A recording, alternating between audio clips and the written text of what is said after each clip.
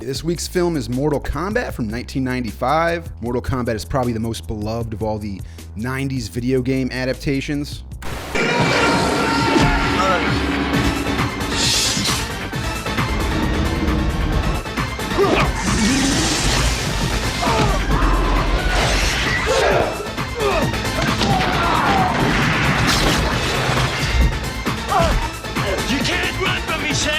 I don't need to run.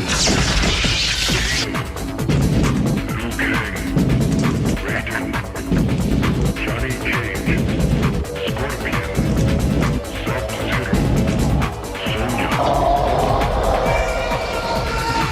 There was a huge jump in the tech in the 90s. Like the video games, the graphics got way better, but also video games started being programmed more for adult audiences. So they were a lot more violent and sexualized. And, you know, Mortal Kombat is basically like a exploitation film in video game form. Yeah.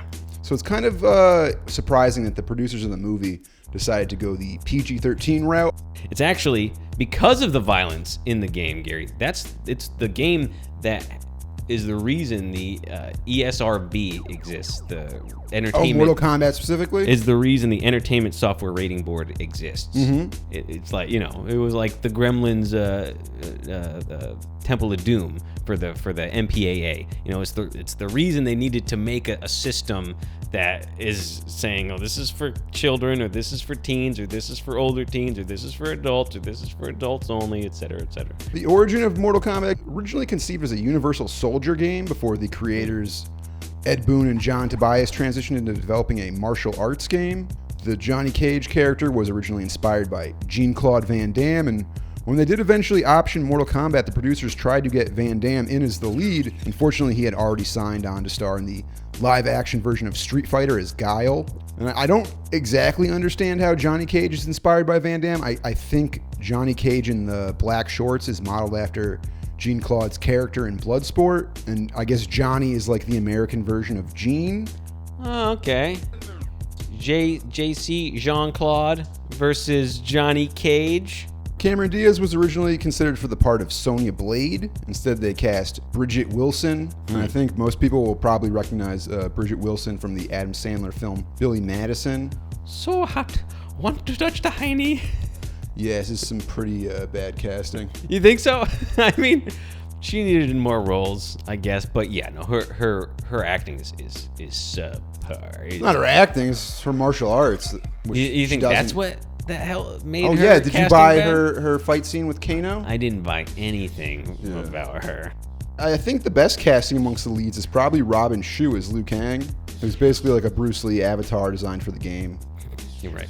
And it's not that he's a great actor, it's just like he feels the most authentic because he's a real martial artist. Real martial artist. Dude, the guy's more shredded than my box of breakfast cereal. Yeah, he looks like Bruce Lee. He's like very lean. The feathered hair feels very stuck in the 80s. Sure. He should have more of like a modern, cool, like crow haircut, like long, stringy hair, like it's greasy. Yeah. Grungy. Yeah, that would fit more in the 90s, I think. But overall, I really enjoyed watching this film. You know, people will complain about the bad acting and the bad writing and the bad CGI. But what I think is most unforgivable here is the lack of gore and on-screen deaths. The whole point of Mortal Kombat game was the over-the-top brutal deaths, and you don't get that, but they do have all the necessary characters and their key moves. It's true.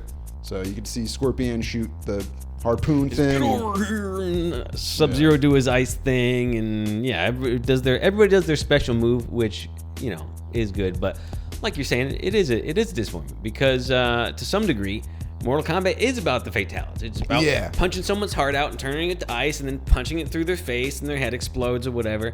And just like, one, it's a PG-13 movie, but two, even the 2021 reboot of Mortal Kombat, Gary, couldn't do the things the video game does.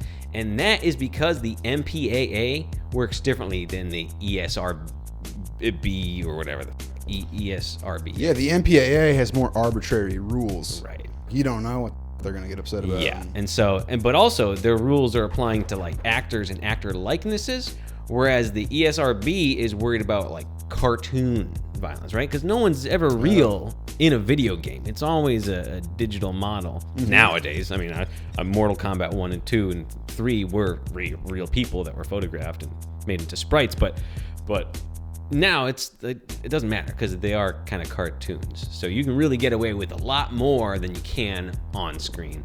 I'm not saying that's okay for this movie to have like bypass the violence, but honestly, within the PG-13 restrictions, it did offer actually kind of some violence.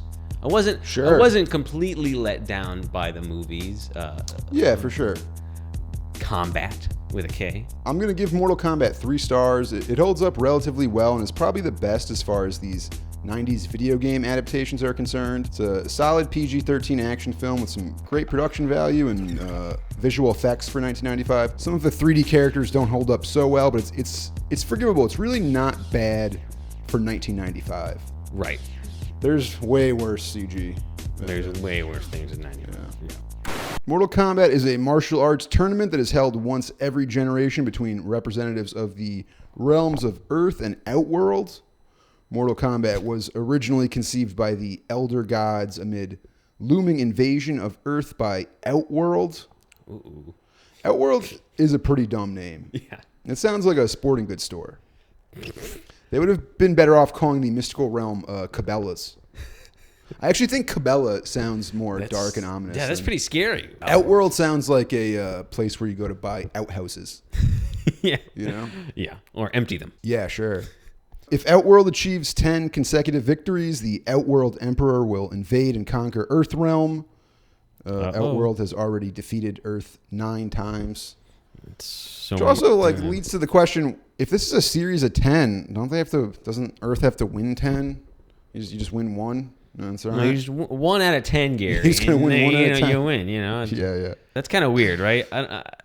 It's an all or nothing thing. Well, also, why make it 10 times? Why not just have it be 1? We didn't see the other 9 tournaments. There's really no point to that. Shaolin monk Liu Kang, movie star Johnny Cage, and Special Forces officer Sonya Blade are chosen by Raiden, the god of thunder and defender of Earthrealm, to prevent Outworld from winning their 10th tournament. Liu Kang seeks revenge against the tournament host Shang Tsung for killing his brother Chan, a death for which he blames himself, and that's basically the opening scene of Mortal Kombat. There's a CG intro of the dragon logo and flames, and then the film cuts into a small boy in pajamas getting the shit kicked out of him by Shang Tsung, who's played by Kari Hiroyuki Tagawa. And Chan is played by Stephen Ho, so he's actually a grown man. Even though he just looks like a 10-year-old getting his little spine stomped on. Shang Tsung literally shoving a foot up his ass. I was watching this movie and I was like, you know what? I think with a little bit of editing, you could make this an R-rated movie.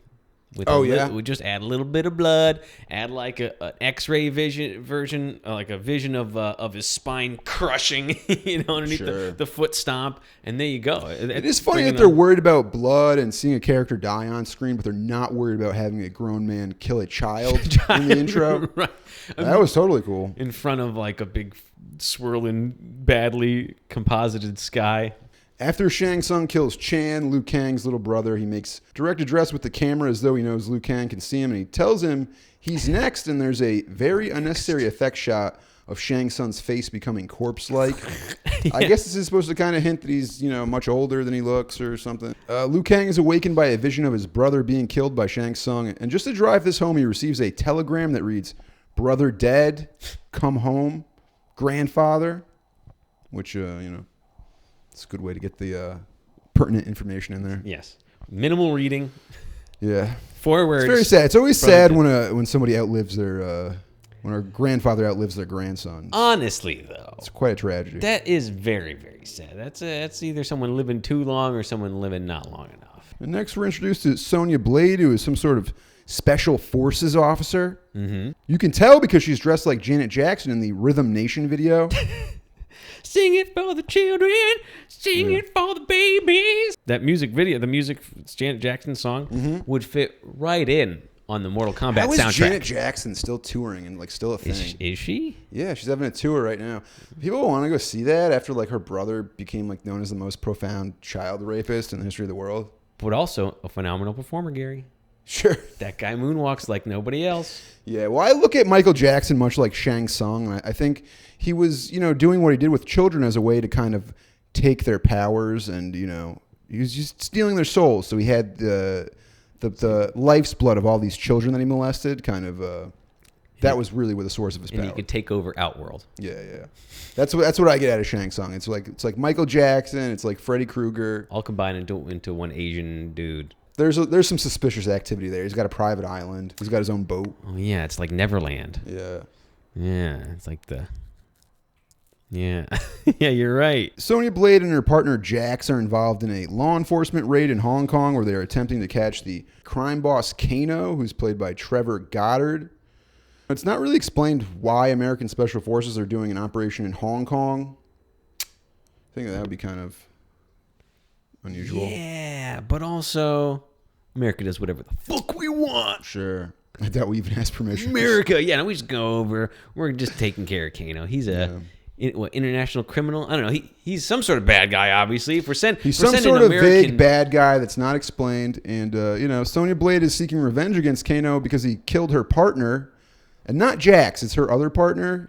Right. It's kind of a unseen partner. Her partner you never see, or there's no flashback or anything. And it's kind of a trope of police movies and just lazily thrown out there in this film. My partner was killed, and now I'm mad.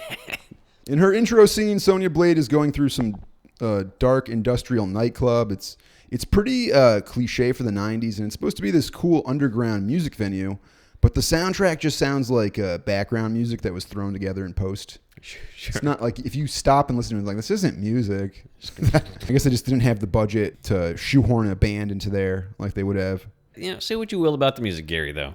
I think the whole soundtrack works. Did you enjoy the all-techno soundtrack, which is kind of a bold choice? I felt it really worked. The pacing of the music kind of like kept the movie moving. It's just like it's trance, right?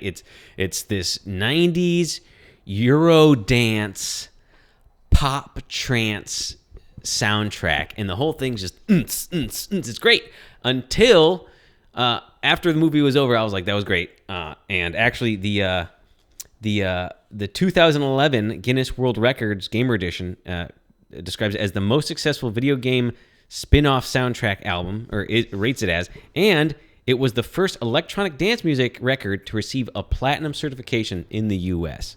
So, yeah, this soundtrack was huge. Like, people were buying the soundtrack like crazy. Yeah. I remember even taking karate as a kid. My karate instructor owned a Mortal Kombat! Yeah. So I watched the movie and I was like, that soundtrack kicked ass. Just the whole movie was just... And then I listened to the soundtrack. Terrible. So bad, Gary. Oh, yeah? Because the movie actually keeps all the non-vocal parts, that the and the video games, or the soundtrack has lyrics to a lot of these songs. So they'll be like, Scorpion, gonna kick the door in, don't bother fighting because he's gonna win. It's just like... There's like bad Mortal Kombat themed lyrics that you don't get. Bad 1995's lyrics that came up by some foreign person. Who has a weird Dutch accent or something. Yeah. And they're singing about, go Sonya, go Sonya, go. And it's just very cringy. This movie is full of extras who are dressed like ninjas. They were supposed to be like, who's the gross looking guy with the blade arms? Baraka? The extras in this movie were supposed to be like Baraka characters, but they're not. And now here's how to make a ninja outfit, Gary. Just tie a shirt over your head. Do you have fucking paper towels in your armpits? Oh, I did, because I was sweating profusely. Don't keep that, Gary. Is that what you use for deodorant? I drank a coffee. I drank a coffee earlier. Instead of deodorant, Russ puts paper towels in his shirt. That wasn't a bit. Damn it, Gary. That's very frugal, Russ. Thanks, man. I think that's very green of you. Fucking ninja, dude. There you go. Pretty good, though, right? Yeah, that's pretty much it. Also, there's a huge inconsistency in the Shang Tsung's extras. Some of them are in really good shape, And then there's just like a couple of fat guys that they're like, all right, just go stand in the back. So Sonya Blade is storming through the crowd, just knocking people out of her way, and then she's confronted by a bad guy, and she shoots him with her shotgun, and it's a pretty tame PG-13 gun blast. Sure. No squib, and the guy lives because he's wearing a bulletproof vest. It's pretty lame. Still, there's gunplay in a PG-13 movie. There is some gunplay, but what's really funny about this sequence is like there's a really awkward edit where you see the actor pretending to get shot, and then the movie abruptly cuts to a different stunt performer being launched through a plate glass window, and the momentum just doesn't match at all. Yeah, it's really weird. I don't know why they used both shots. What's most interesting about Kano is that visually he's just a blatant ripoff of the Terminator. Oh. The creators of Mortal Kombat just stole the character design from the Terminator films, and that's pretty much Kano. The quality of the effect isn't up to par with the Terminator films. Also, I don't think Kano's a cyborg. I think he just has a robot eye for seemingly no reason. Yeah, he's got a beard. I mean, you say he's like the Terminator, but he has a beard. And He does have a beard. 90% of the character design is it's just the Terminator character. Sure. But I don't believe he has a robotic eye. He just lost his eye and got a completely cosmetic, a big chrome cosmetic eyeball replacement. Yeah, I guess so. I mean, in the game, he shoots lasers out of his eye, and he does some other shit. Kano's office set is pretty great. He's got those like bubble tubes that they used to sell at like Spencer's. Yeah, you gotta have them. Yeah, I bet he's done a lot of cocaine in that office. If he's Australian, the Australian price of cocaine, Gary, is $250 to $350 a gram. Because it's an island and it's hard to get cocaine? Yeah, and it's highly illegal there. Shang Tsung's plan is to use Kano to lure Sonya Blade onto his boat, which is bringing the tournament contestants to his island where the Mortal Kombat tournament is held. So unlike the other contestants, Sonya Blade is just being kidnapped and trafficked against her will. Yeah, right? I guess so. I wonder what kind of weird stuff goes down on Shang Tsung's private island the other 11 months of the year. Oh, you mean Shang's Bang Isle? Yeah, you think that's what's happening? He had a porn website in the early 2000s that was shot there. And he just brings in foreign dignitaries and other Epstein-like political figures to hang out on his island. He seems very interested in Sonya Blade. He really is. That's like, he's like, yeah, everybody's fine, but Sonya's my gal. Yeah. I don't know why. There shouldn't... Because she has a vagina? Yeah, I guess so. No one else does? No one else has a He's vagina? not as interested in fucking Liu Kang, apparently. I'm not sure why. Next, we're introduced to Johnny Cage, played by Lyndon Ashby. This is another questionable casting choice. Like, yeah, you're trying to have this big movie game thing, and then you bring on Melrose Place actor, or whatever the hell that guy's from. Is that pretty much what he was known for before this? Oh, that's about as much it as says that he did study some sort of taekwondo. But he doesn't seem that impressive, and it just seems like a weird replacement for Van Damme. I mean, if you couldn't get anybody else, I don't know. Yeah, there's no one else better they can get, I guess. than this guy. What's his name again? Lyndon Ashby. So Johnny Cage is working on a film in Los Angeles when one of the stunt performers messes up the choreography, and he storms off set while the Steven Spielberg-looking director begs him to come back. That's a great touch, man. I really like to imagine that Johnny Cage is storming off the set of Schindler's List. Schindler's Hit List. Yeah. Which I wouldn't put past Hollywood today's. And that's basically what Mortal Kombat is. It's part Terminator, part Schindler's List, and part Bloodsport. And apparently Steven Spielberg was supposed to play this cameo, but pulled out last minute. And that's also pretty bizarre, man. Just the fact that Spielberg was aware of this film and willing to do the cameo puts in perspective how small Hollywood was in 1995. Yeah. Next, Johnny Cage is visited on set by his mentor, Master Boyd, who gives him an invitation to the Mortal Kombat tournament, or so he thinks. It's really just Shang Tsung and Whiteface. Yeah. It's very offensive. Disguise. Master Boyd looks like Kenny Loggins. It's like this dude does not look like a sensei. Inviting him, Johnny Cage, to the danger zone. Yeah, apparently. I'm not super confident in Johnny Cage's martial arts after seeing his fat white sensei. There's a scene where Liu Kang goes back to the monastery where he grew up, and it's kind of a strange sequence of events. At first, Liu Kang is talking to the monk, and he's telling him the Mortal Kombat tournament is nonsense. And then it just abruptly cuts to another scene where Liu Kang is pleading with the monks to represent them in the tournament. And this is when Lord Raiden shows up, played by Christopher Lambert. Good old Lambert. Yeah, and Liu Kang is dismissive of Raiden at first. Raiden's dressed like an old beggar. I don't remember any of this at all.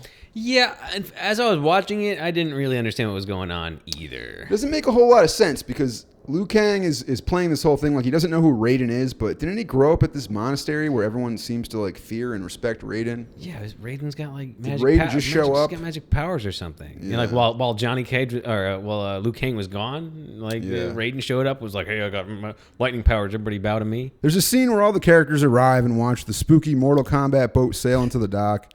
And this dock has a lot of sparks. It's a very busy night at the Chai Wan Bay dock. And Russ, a lot of laymen don't know this, but the best time to do welding is at night. Well, yeah.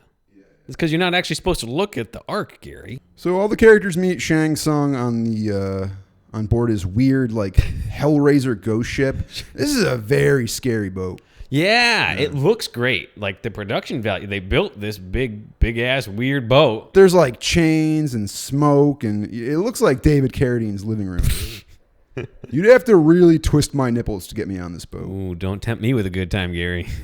I don't like boats in general, so I probably wouldn't get on the creepy boat with Shang Tsung and Terminator Scarface. Even Sonya Blade is pretty fucking terrifying. She's like running around, shoving her gun in people's faces.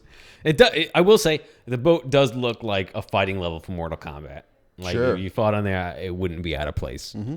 Raiden shows up and he's able to save the gang from Scorpion and Sub-Zero. And then there's an exchange between Raiden and Shang Tsung, which is pretty top notch. It's like, this is probably the best casting in the film is Shang Tsung and Raiden. Sure. Both of these actors are really great, and they kind of hold down this movie because a lot of the other actors are kind of bad or at best boring. Sure, yeah. You know, they're just kind of there. They're placeholders for actors who are going to fight. And then Raiden tells the three subpar actors that one of them will decide the outcome of the tournament, and that they will decide the fate of billions. And then he gives like this weird laugh.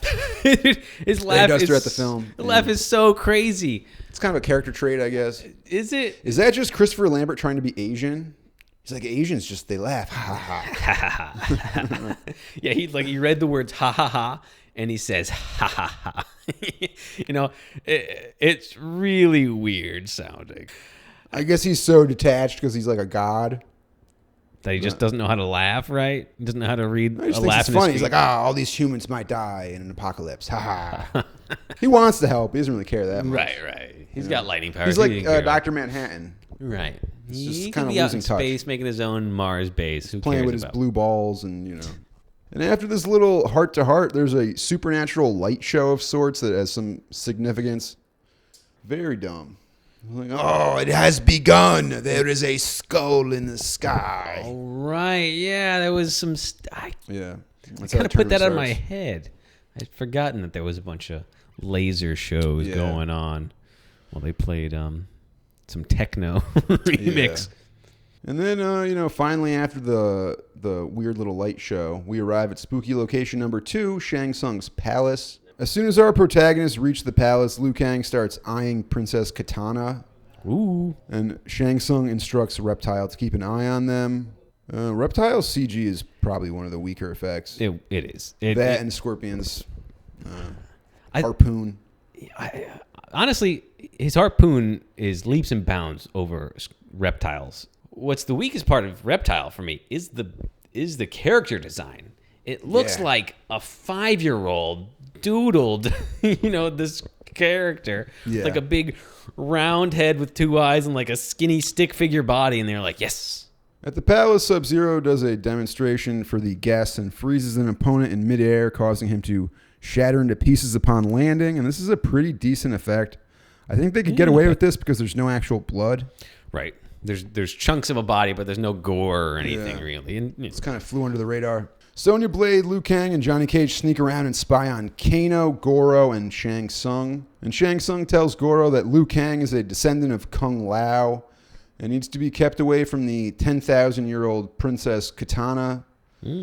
Princess Katana is the adopted daughter of the Emperor. Apparently, after he dethroned her father, the evil Emperor adopted Katana because she's only 10,000 years old and still needs a father figure in her life to guide her. A daddy figure. Exactly. A daddy figure. Yeah. Don't get too confused. Yeah, very weird. Yeah. Very weird plot element. Yeah, so that is. Katana is the evil emperor's stepdaughter, and she wants to defeat him. They're both really old, and yeah, that's kind of weird. Goro looks pretty impressive the first time you see him in the film. Goro. Yeah. For those who don't know, that's a 4-armed fighter. He does have 4 arms. He's got 4 arms. He's very tall, very strong, a big practical bodysuit effect built by Amalgamated Dynamics for the movie. Good. It looks great in the first scene, but when he gets into fighting, then it all kind of falls apart. It's pretty obvious the performer in the Goro prosthetic can't really move too well, and Goro's fight sequences feel pretty compromised. The thing probably weighs like 100 pounds. It took like 16 puppeteers also, to I guess you're just walking blind because it's just over your head. Yeah, it's an additional like fake set of arms and then a big puppet head that just sits up on top of your shoulders. So you're probably carrying this like 100-pound thing up top that's just got these robot arms, and there's 16 people behind you pulling little levers and stuff to make his mouth talk like Goro. That said, dude, this is peak like animatronics. Like we've gotten better, but we've kind of stopped using those in movies. Like 93 was like, we're still going to use animatronics, but we're phasing them out for favor of computer generated effects. Here, they don't really have the budget to do too many computer generated effects still, because computer generated effects is early, but they could do like the pinnacle of what we've built on puppetry and prosthetic effects, etc., to bring this character to life, and I thought it was pretty effective. What would you do with 4 arms, Gary? What would I do with 4 arms? Yeah, you could twist both nipples while you choke yourself out and jerk off. Yeah. Give a new meaning to finish him. Yeah, there you go. Hell, don't choke too hard unless you want a fatality. Gary, how many guys do you think you could jerk off with 4 arms? I don't know, Russ, 4? Oh, yeah, I guess so. Right, because you get 1 per each, but then you could still also eat a sandwich while you're jerking off 2 dicks. Yeah. With 2 hands, like a messy sandwich that's falling apart. Is that too much power, Gary? Right? I feel like it is. No wonder this guy has won every single tournament for the past 300 years or something, right? Yeah, I guess it's just like, hey, how you going to fight a guy who's got 4 arms? He does just kind of look like a Ninja Turtle with 4 arms. Yeah, because he's got 3 fingers per hand. Mm-hmm. So really, also talking about looking forward to the future, because that fucking haircut that Goro has in this movie, that's just the haircut that every woman has now. Is it that really high and tight ponytail? Sure, yeah. Isn't that just like the in hairdo? Everybody loves that. Yeah, he was way ahead of his time, a trendsetter. Gary. He's very much a trendsetter. Lou, Johnny, and Sonya advance to the final rounds of the tournament with Sonya killing Kano. Right. Johnny defeats Scorpion, and Liu Kang killing Sub-Zero. Sonya's fight is the worst. Bridget Wilson isn't very convincing when she fights Kano. Especially the moment where Sonya snaps Kano's neck is extremely unbelievable with her extremely scrawny legs. It's just the whole thing's laughable. Like, how are you going to snap a guy's neck with a thigh gap? Oh, give me a break. Okay. His neck is thicker than her legs. It looks very silly. They probably should have thought about this casting when they considered the fight sequence, because Trevor Goddard being killed in hand-to-hand combat by a 100-pound fashion model is beyond the realm of believable. Soon, most of Earthrealm's warriors are defeated by the reigning tournament champion, Prince Goro, including one of Johnny Cage's peers, a man named Art Lean. No! Whose soul is then taken by Shang Tsung. So after Art Lean is killed by Goro, the Earthrealm warriors begin to lose hope, and Raiden warns them that their own fears and egos can defeat them, but that Goro can still be beaten.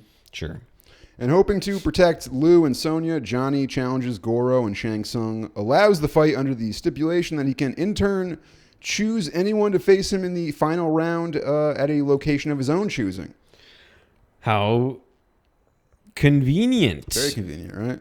Well, I mean, he is the arbitrator of the whole tournament, right? Yeah. Arbiterator, is that the word? I think it's arbitrator. Arbitrator? Yeah. He's a goddamn traitor. Well, anyway, he set it up. He's the guy. Yeah. He did this. I'm sure whatever his rules are, he can make it happen. Because who else is going to say anything? What, you go fight this guy? He just sucked the soul of. Yeah, it also seems like shouldn't there be an impartial organization who's running this tournament, not the one side? Yeah, the one guy is like, I don't want you to win. Johnny Cage does upset Goro and ends up winning. He uses the element of surprise to defeat him. Oh, you mean punching him in the nuts, Gary? Yeah. That's pretty surprising, huh? That's also his big... Well, he tricks him off the stairs, right? Doesn't he knock him off the... He knocks him off high a ground? cliff afterwards, but like first he punches him in the nuts. He does, which is a key move the character does in the game, right? It's Johnny Cage's like move, but also, should that be legal? Should a nut punch be legal in Mortal Kombat? Because it's not in any other sport. Mortal Kombat's basically like UFC 1. Wasn't everything legal? Yeah. Did you ever see UFC 1? No. It's like a dude in a gi fighting a guy with boxing gloves, and it's basically just real life Mortal Kombat. That sounds cool. Yeah. That sounds cool. But there was nut punching? I think you could still, back in the day, like rake people's eyes and punch people in the nuts. I don't know if they had biting rules or anything. Yeah. Oh my god! Yeah. But don't quote me on that. Badass. Now, desperate Shang Tsung takes Sonya hostage into Outworld, where he's intending to fight her in the final fight for an easy win. And when they show Sonya restrained in Outworld, she's wearing like a slutty outfit and her hair's all teased up. Oh yeah, which is also kind of a trope for 90s. Oh, there's more a woman. for like when the princess gets captured. It's kind of weird. Yeah, she's a fighter. She should be as good as everybody else. Seems like Shang Tsung is interested in more than her soul.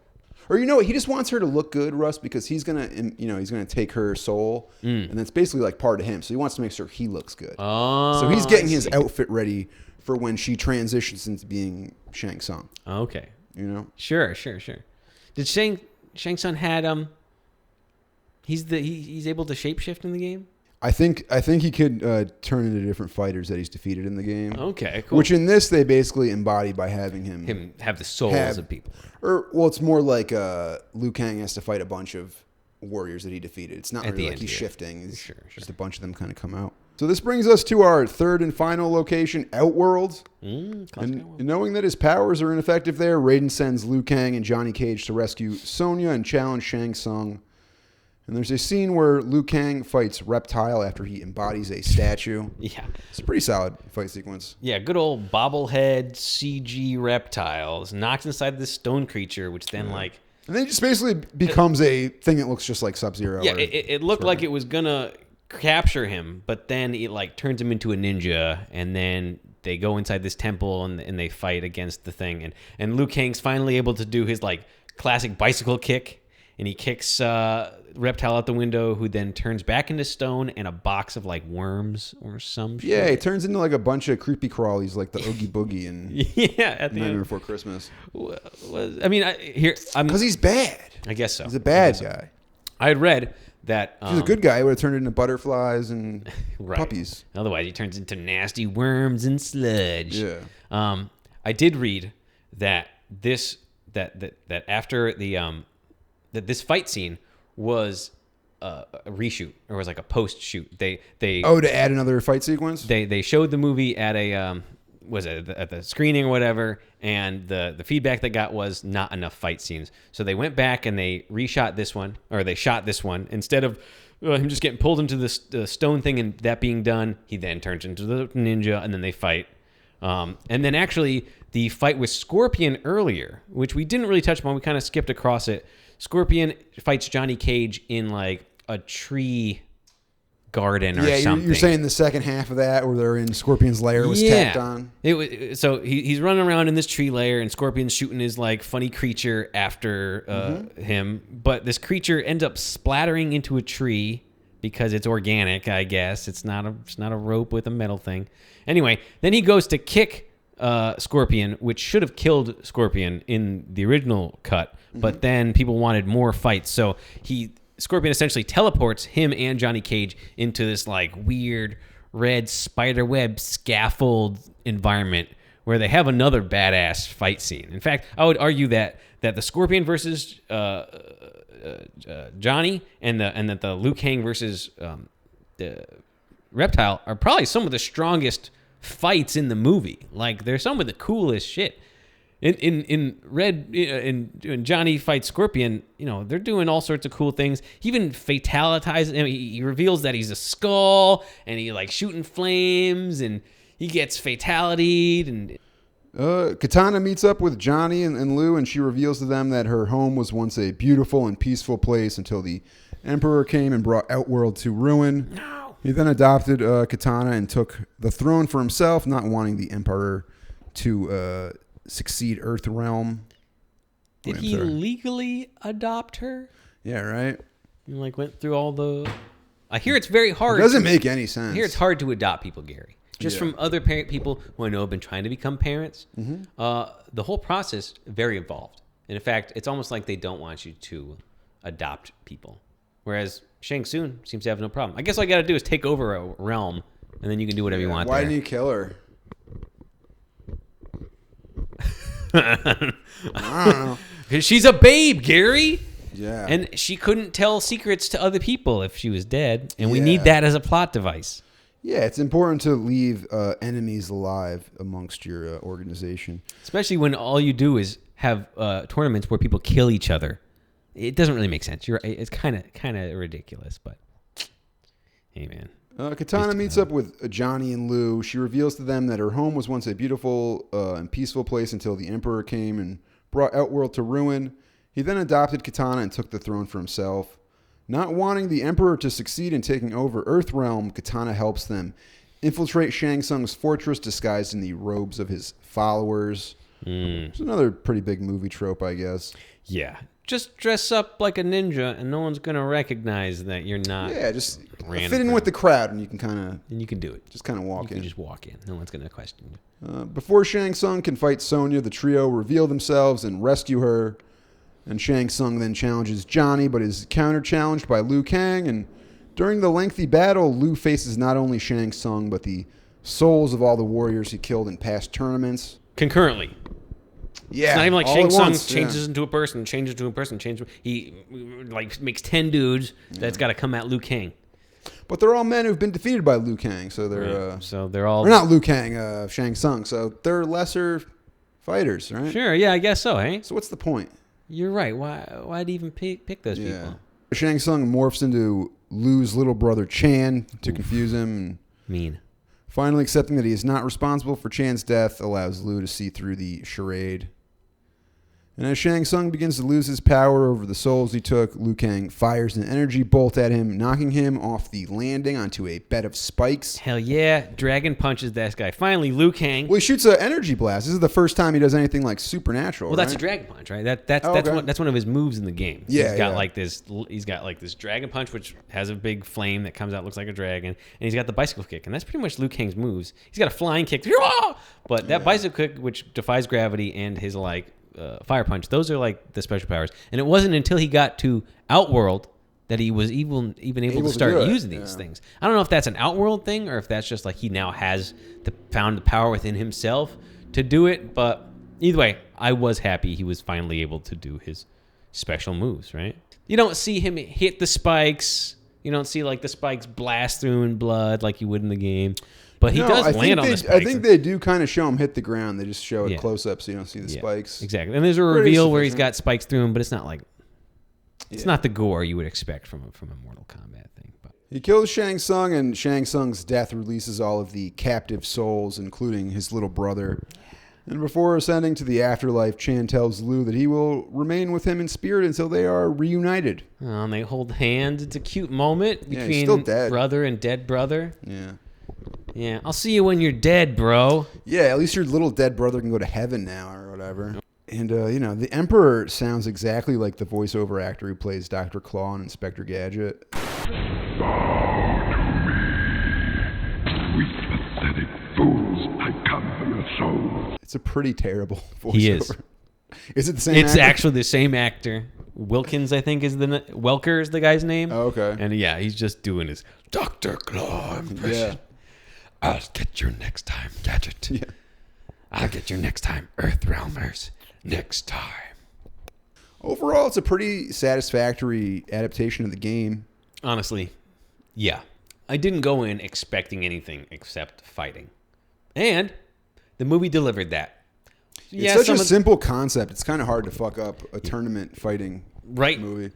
I mean, the performances are kind of shoddy here and there, and the violence is, less than you would want from a Mortal Kombat thing. But honestly, they did quite a few kills. There's quite a bit of violence, whether or not there's blood, and the soundtrack was killer. Yeah, it's almost like at the end of the day, all they really had to do to finally crack, being successful with a video game movie was to kind of stay true to the source material. Right. Ta-da. Yeah. Don't just take it left field and be like, no. Yeah. Make some sort of whole movie out of Just the kind of Tetris be game. true to the source material. Don't over shoehorn in every, thing Every like in character. Street Fighter. Yeah, sure. I that's mean, they pretty much all you have kind to of did, accomplish. though. What made this better than Street Fighter? No, I think they focused on the main characters and didn't try to shoehorn in every single character from Mortal Kombat 2. That would have been the mistake, right? If it was like 37. Cabal, and you have freaking everybody, yeah. There's already barely enough time to develop these characters, which nobody really cares that much about, and there's not that much character development. We're But here to see them fight. Yeah. focusing on the 3 characters was smart Sure. because it's a fucking movie. It's only 90 minutes long. Right. And we can only care so much, and even then, we probably weren't going to care too much about these. Yeah, so I guess it's not saying much, but it's a lot better than Street Fighter, right? Yeah. I will have to give this movie, I'm going to give it 3.5 stars. 3.5 stars? A half star. I don't usually do that because I'm like, why would you do that? I don't want to give it 4 stars because it's not 4-star good, but it is 3.5 stars good, honestly. Okay. I did enjoy watching this movie. I thought the fights were cool. I thought the music was cool. I thought the sets and locations were neat. The effects were bad, but that's okay. Everything was forgivable. 3.5 stars. And, I know people are always making fun of the CGI in this movie, but I really don't think it's that bad for 1995. No. Yeah. It's not bad enough to turn off the movie or make you wish they hadn't done that. I mean, Yeah, it doesn't ruin I it. think it came down to budget. I think it came down to design. And I think it also came down to the director not being like a special effects guy. And the look of Reptile not having been established till after it was all shot. So the thing with the reptile effect is it feels like maybe their original goal was to have like a transparent predator type thing Predator or sort of something, character, yeah. which would have worked so much better. They should have just kept him transparent the entire time. Yeah. Mortal Kombat is pretty good. Like I said, we're both giving this positive reviews, and unfortunately it's not streaming anywhere. You have to rent or buy Mortal Kombat. Yeah, that is kind of a bummer, huh? I think because people it's sought after, so they don't want to make it free. Sure. Because they could still make money off it. How about unfortunately. Annihilation? Mortal Which was Kombat the Annihilation, sequel. is that streaming anywhere, you're asking? Yeah, I don't know. That came out I'm in not sure. '97. That was Came 2 out in years 97, after. and that was a huge bomb. It was directed by the cinematographer of the first film and No, is that right? shot by his brother. And it was that one. I think you could really criticize the effects and stuff. It's kind of badly done. Considering it's '97. Yeah. And they should have gotten at least 2 years better at that point. The sequel was so bad it killed the franchise for 20 years until it was eventually rebooted during the pandemic. Honestly, even the video games kind of got stopped after Annihilation. I mean, they continued on, but not. Well, also, not it's in the, 1997, so we're way past the early 90s, and trends in video games kind of changed. But Mortal Kombat did hang out for a long time. They're on number 12 now. So Yeah, they stuck around. But They're still kind of sought after as far as the franchise goes. There's a lot of excitement when there's a new Mortal Kombat, and at this point, it's really just adding characters to it, right? Yeah, it's now do you can want be every fucking Terminator horror movie and RoboCop and Jason Voorhees versus everybody you saw before and all versions, which is of, extremely ironic because the original idea for the game is just to rip off all those characters so you could play them. you could be the Yeah. Kano was Terminator, And that's but where now the he's industry has landed now. Or just just get the intellectual property and actually put RoboCop cheap in enough it. to have actual Terminator. Or the company that owns it now just owns Right. all that shit. Yeah, exactly. So, pretty funny that it would come full circle from being based on those things to actually having the things and just being, To finally getting to a place where you could have the Terminator fight Kano. which is what we always wanted the entire time. It's all we've ever wanted. Get rid of Sarah Connor, get rid of all the other characters, and just give us a movie that's the Terminator and Kano. Buddy cop movie where Kano can't keep a single piece of food in his mouth. They both without look jumping. kind of the same, but they have very different abilities. Right. Kano can. One likes rape and cocaine, and the other one's a cyborg. Right. who likes killing. He doesn't like it. He just does it. I don't think the Terminator likes killing. He I think can't just derive does it. pleasure from it. He's a Yeah, robot. exactly. Yeah. Unlike Kano. But what is pleasure to a robot? If it's the 1 and the 0 is the one pleasure, you know what I mean? It's like maybe it enjoys succeeding the task. You actually, that would be the thing. If a computer has a task, it's going to enjoy doing the task because that's what it has to do. Do computers dream of electronic sheep, as they say, or? I think so. Yeah. I think Kano dreams of. I know what Kano dreams about. It's not good, Russ. It involves a private island and an unregistered boat and not consent. Bestiality. Yeah. How does that work? You turn the guy into an animal and you have sex with him? Well, yeah. Or you turn into an animal and have sex with him. Bestiality. Is that what happened to Mr. Hands? Yeah, I think so. also a fightable character in the new Mortal Kombat. Mr. Hands? Yeah, Mr. Hands. Mr. Hands or the horse who took him out? Both. They're kind of fused. That would be pretty good. Like you make a centaur out of Mr. Hands and the horse that raped him to death. The horse can blast him off across the zone. Yeah. They had such a strong romantic relationship in real life. In death, they would be combined into one being. You'd have to. That's and then Mr. Hands could rape other people to death. Vicariously. Well, not really. It's just Hands just on one the horse. Being. Yeah, Mr. Hands. I don't know the name of the horse, but I'm saying Mr. Hands and the horse that raped him to death, Centaur. Yeah. However you'd create that. Hantaro. That's nightmare fuel. Yeah. You know. That's going too far. That's when creators go too far with it. Yeah. Too close to reality. Speaking of going way too far. Yeah. Do you have anything else, Russ? Oh, man, that was it. Mortal Kombat.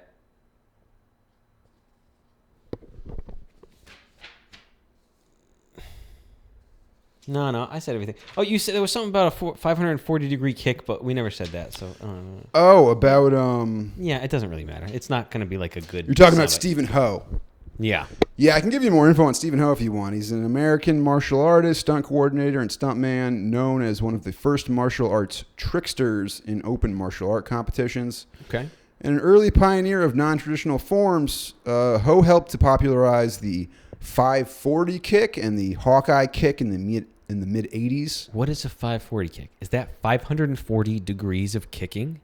I don't know. Because holy degrees. It's almost like not 2 spins, but like Spinning 2 3/4. That's a lot of spinning with a kick. Yeah. So, and this guy, he gets his ass kicked. He gets his spine stomped and dies immediately. Gets his spine stomped, and he was a stuntman. He was Donatello in the Teenage Mutant Ninja Turtles 2 and 3. Oh, 2 and 3, not even the first one. Okay. Nope, not the first one. And then he was the fight choreographer for the much anticipated Britney Spears music video, Hold It Against Me. Oh, yeah, everybody is looking forward to that one. Yeah, where Stephen Ho trained Britney Spears and choreographed the Britney versus Britney fight sequence for director Jonas Ackerland. Britney Spears, huh? Yeah. Spitney Queers? Is that your drag queen name? Yeah. Spitting me queers. Spitting me queers. Get over here. Would you bang bald Britney? Yeah. I mean, she was in breakdown mode. She was probably crazy. She's still pretty young and hot at that point. Oh yeah. I mean, she's still kind of hot for an older lady, but she seems pretty out of it. I mean, have you not slept with a bald woman before, Gary? I've never slept with a bald woman. Huh. Have you? Yeah.